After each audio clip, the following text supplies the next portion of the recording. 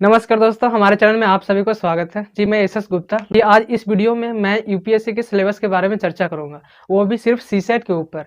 तो सीसेट को समझने से पहले हम उसका यूपीएससी का माइंड मैप समझेंगे कि सीसेट का पोजीशन कहाँ पे है। तो देखिए, ये रहा यूपीएससी का माइंड मैप। दरअसल यूपीएससी एक एजेंसी है जो सीएससी एग्जाम्स कंडक्ट करवाती है। सभी को पता होगा कि यूपीएससी 3 स्टेजेस में एग्जाम लेती है। फर्स्ट स्टेज को प्रीलिम्स टेस्ट बोलते हैं, सेकेंड को मेंस बोलते हैं और थर्ड को इंटरव्यू बोलते हैं। इंटरव्यू को चर्चा बाद में करेंगे, पहले हम लोग ये दोनों की समझ लेते हैं। पीटी जो है ऑब्जेक्टिव पेपर होता है, मेंस जो है सब्जेक्टिव पेपर होता है। पीटी में 2 पेपर होते हैं, GS first and GS second. GS second को ही हम लोग सीसेट पेपर बोलते हैं।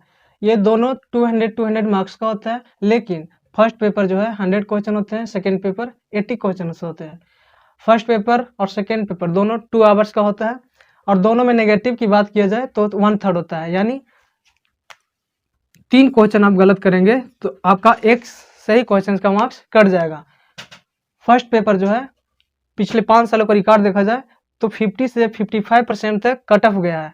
और सेकेंड तो क्वालिफाइंग पेपर है, यानी इसमें आपको मात्र 66 प्लस लाना है, वो भी 200 मार्क्स में से, यानी आपको सिर्फ क्वालिफाई करना है। लेकिन आपने देखा होगा कि टॉपर्स लोग ये बहुत बोलते हैं कि इसे हल्के में नहीं लेना चाहिए, क्योंकि 66 मार्क्स लाने में भी बहुत डिफिकल्टी होता है। दिन पर दिन ये सीसेट पेपर जो है डिफिकल्टी लेवल इसका बढ़ते जा रहा है।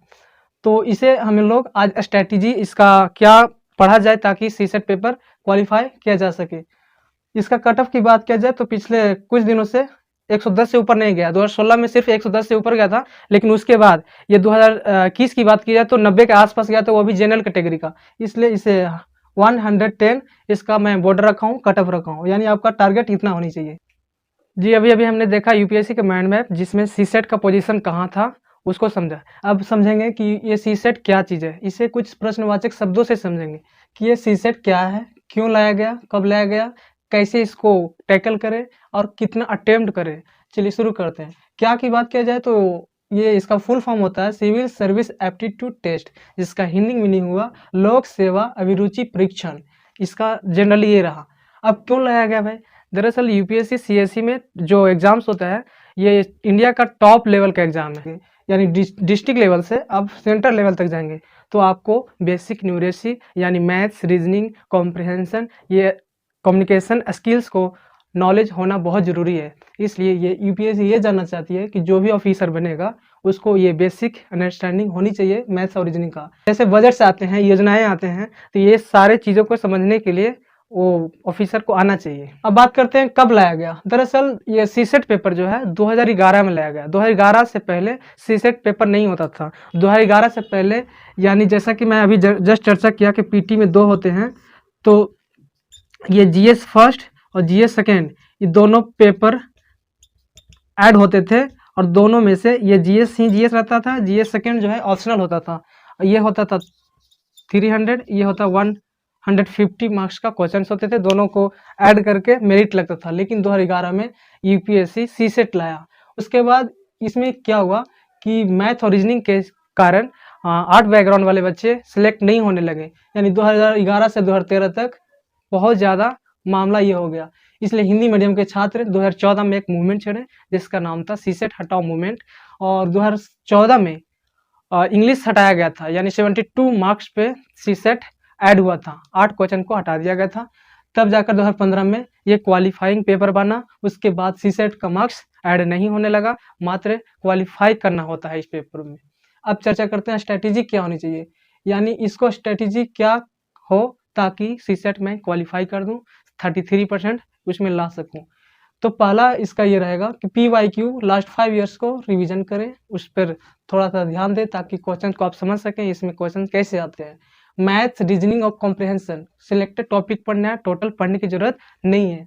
उसके बाद टेस्ट सीरीज, जो यहाँ पे सारे जितना बड़े बड़े इंस्टीट्यूट कोचिंग्स टेस्ट सीरीज निकालते हैं उसको प्रैक्टिस कीजिए। उसके बाद बात करें कि इस पर कितना टाइम दें, तो डेली 1 से 2 घंटे के बीच आप टाइम दीजिए। 3 महीना में आपका सिलेबस खत्म हो जाएगा। बस सीसेट को यही स्ट्रेटेजी है। उसके बाद आप इसको अच्छे से कवर कर लेंगे। 66 प्लस मार्क्स लाना कोई बड़ी बात नहीं। अब बात करते हैं कितना अटेम्प्ट करें। चलिए इसके बारे में आगे देखते हैं। अभी अभी हमने समझा सीसेट का परिचय ये क्या होता है। अब हम लोग ये देखेंगे ये सिलेबस के बारे में। दरअसल यूपीएससी के ऑफिशियल नोटिस में देखा जाए तो इसका सिलेबस का मात्र 6 पॉइंट में मेंशन किया गया है, जिसको हम सब इसे मर्ज करके 3 टॉपिक्स में 3 सब्जेक्ट में कन्वर्ट कर दिए हैं। वो 3 टॉपिक्स क्या क्या है? तो पहला कॉम्प्रहेंशन को कॉम्प्रहेंशन ही रहने दिए हैं।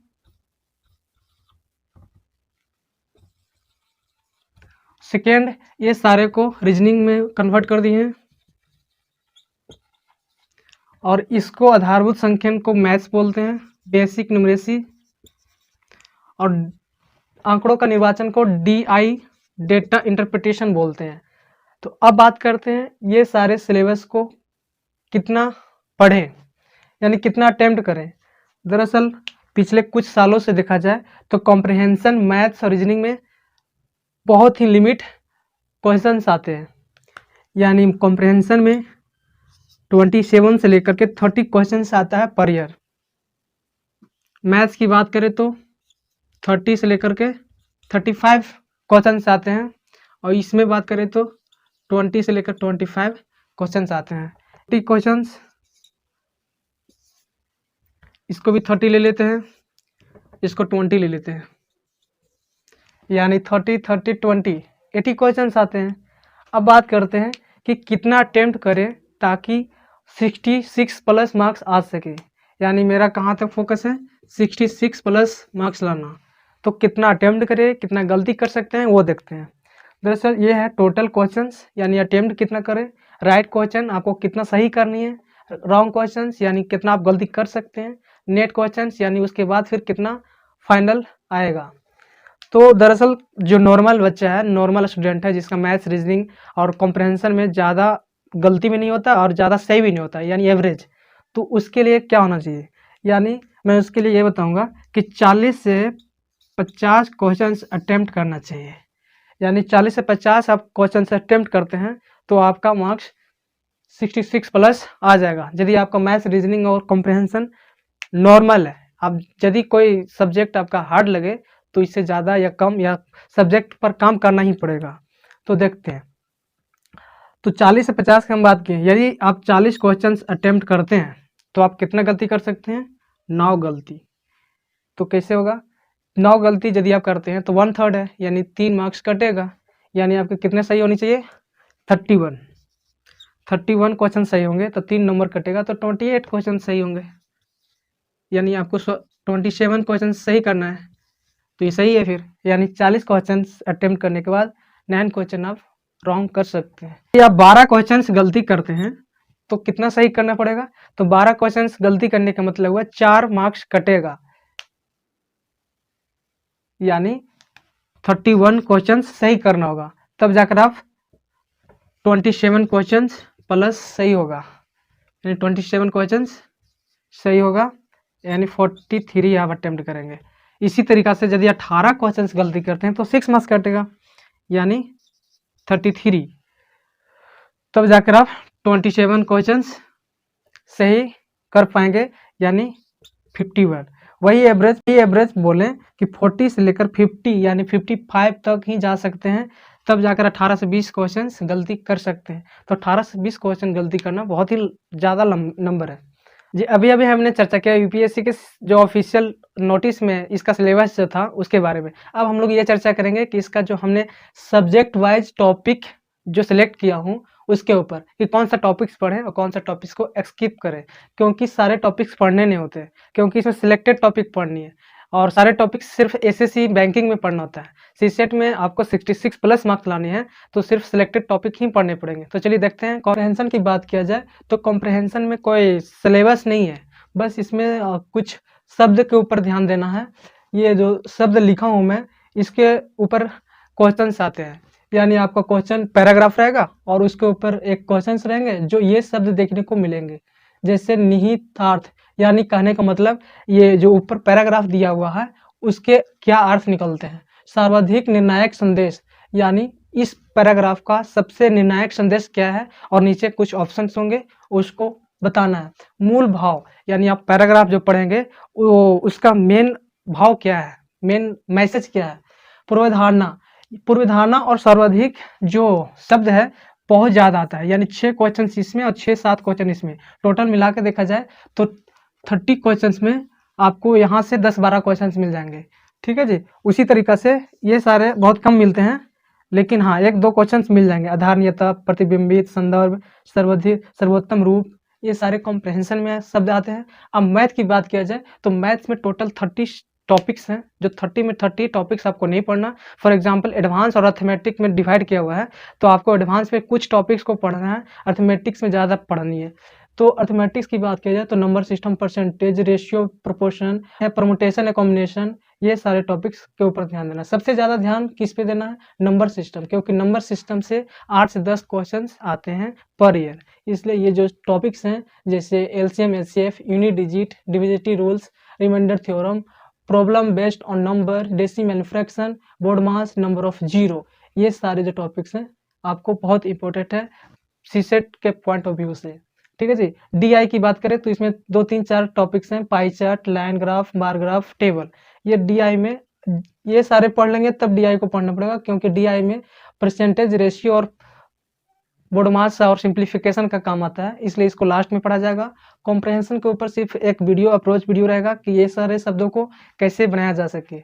और उसके बाद रीजनिंग की बात करते हैं, रीजनिंग में कौन कौन से टॉपिक्स पढ़ें। सेम इसी तरह से उसमें भी सिलेक्टेड टॉपिक के ऊपर ध्यान देना है।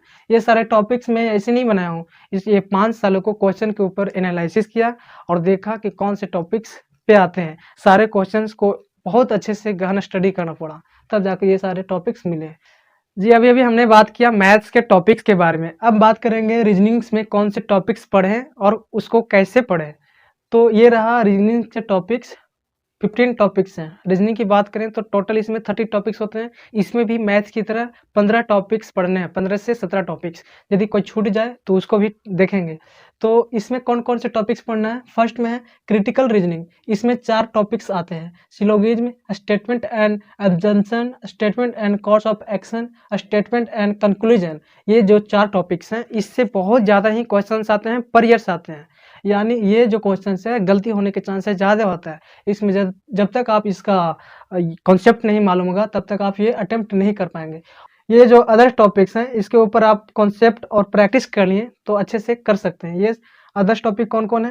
कैलेंडर है, डायरेक्शन है, क्लॉक है, डैश एंड क्यू है, ब्लड रिलेशन है, रैंकिंग है, सीटिंग अरेंजमेंट है, मिसिंग टर्म्स है, काउंटिंग फिगर है, वेन डायग्राम है, कोडिंग डिकोडिंग है, अल्फ़ाबेट सीरीज है, मैथमेटिकल रीजनिंग है, नंबर सीरीज है, एनालॉजी है। इसमें सबसे ज़्यादा आता है मिसिंग नंबर, मैथमेटिकल रीजनिंग, और बाकी सारे से एक दो कर करके टोटल 20 क्वेश्चंस आते हैं। और ये जो है सबसे ज़्यादा ध्यान आपको क्रिटिकल रीजनिंग के ऊपर देना पड़ेगा, और ये सारे टॉपिक्स को एक बार कवर जरूर करना है। अब बात करते हैं बुक लिस्ट के बारे में। इसका बुक लिस्ट कोई फिक्स नहीं है, जैसे हिस्ट्री ज्योग्राफी होता है उस टाइप का नहीं है। इसका बस आपको कोई भी एक बुक उठा लेना है, उसका क्वेश्चन अटेम्प्ट करना है ताकि कॉन्सेप्ट क्लियर रहे। तो सबसे पहला काम करना है PYQ, 5 सालों का PYQ को रिवीजन करें ताकि आपको ये पता चले कि कैसे क्वेश्चंस आते हैं। उसके बाद टेस्ट सीरीज जो मार्केट में अवेलेबल होते हैं, बड़े बड़े कोचिंग संस्थान से जो पब्लिश किए जाते हैं, उसको टेस्ट सीरीज को आप प्रैक्टिस करें। उसके बाद मैथ्स की बात करें तो RS अग्रवाल का एक बुक्स आता है जो थोड़ा मोटी है, लेकिन उसमें से सिलेक्टेड टॉपिक्स की चर्चा किया गया है उसको ऊपर थोड़ा थोड़ा क्वेश्चंस को देखना है। उसके बाद रीजनिंग की बात करें तो एक परफेक्ट नाम के पतली सी बुक्स आती है जिसमें बेसिक नॉलेज और क्वेश्चंस बहुत अच्छा खासा दिया हुआ है। सीसेट के पॉइंट ऑफ व्यू से भी उसमें बहुत ज़्यादा हार्ड भी नहीं मिलेगा, ना ज़्यादा लो मिलेगा, बहुत अच्छा बुक्स है। तो ये रहा बुक लिस्ट।